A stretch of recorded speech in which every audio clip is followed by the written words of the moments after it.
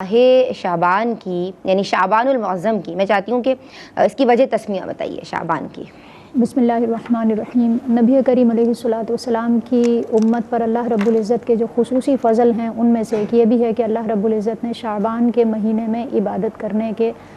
جو ہیں وہ فضیلت بھی رکھی، اور نبی پاک علیہ الصلوۃ والسلام نے اس مہینے میں خاص طور پر عبادتوں کا اہتمام کرنے کی ترغیب بھی دلائی ہے۔ اور جب ہم دیکھتے ہیں کہ رمضان سے پہلے اس مہینے کی فضیلت کا بیان ہونا، گویا کہ وہ تقویٰ جس کو حاصل کرنے کے لیے رمضان المبارک میں ہمیں کوشش کرنی ہے، اس کے لیے مقدمے کی حیثیت رکھتا ہے کہ یہاں پر ہم کوشش کریں، اور ایک دم کسی کو عادت نہیں بنتی ہے، پورا سال اگر عبادتیں نہیں کر سکے اس طرح جس طرح کرنی چاہیے تھیں تو کم از کم ان ایام میں خصوصی عبادت کا اہتمام کیا جائے تاکہ رمضان میں اس حال میں داخل ہوں کہ خاص طور پر عبادتوں کا معمول ہماری زندگی کا حصہ ہو اور ہماری عادت بن جائے۔ تو اگر وجہ تسمیہ کی بات کریں، وجہ تسمیہ کا مطلب نام رکھنے کی وجہ،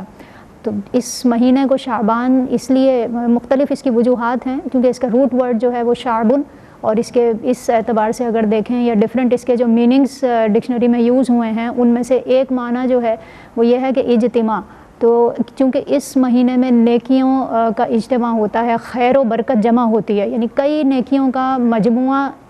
عبادت کے طور پر ہم اس مہینے میں ادا کرتے ہیں، نیکیاں کرنے کا موقع ملتا ہے، یوں پھر اس مہینے کا نام شعبان رکھا گیا۔ اسی طرح متفرق کے معنی میں بھی استعمال ہو سکتا ہے، اور اس سے بھی مراد یہی ہے کہ مختلف قسم کی عبادتوں کی طرف رغبت دلائی گئی، لہٰذا اس مہینے کا نام شعبان رکھا گیا۔ اسی طرح شاخ در شاخ کا ترجمہ بھی کر سکتے ہیں، تو اس اعتبار سے دیکھیں تو بھی ہمیں جب ہم دیکھتے ہیں کہ جس طرح ایک درخت کی شاخیں ہوتی ہیں اور شاخیں پھیلتی ہیں، تو اس مہینے میں نیکیاں کرنے کی وجہ سے جو اجر و ثواب ہے وہ بڑھ جاتا ہے، اس میں اضافہ ہوتا ہے، تو اس اعتبار سے بھی اس مہینے کو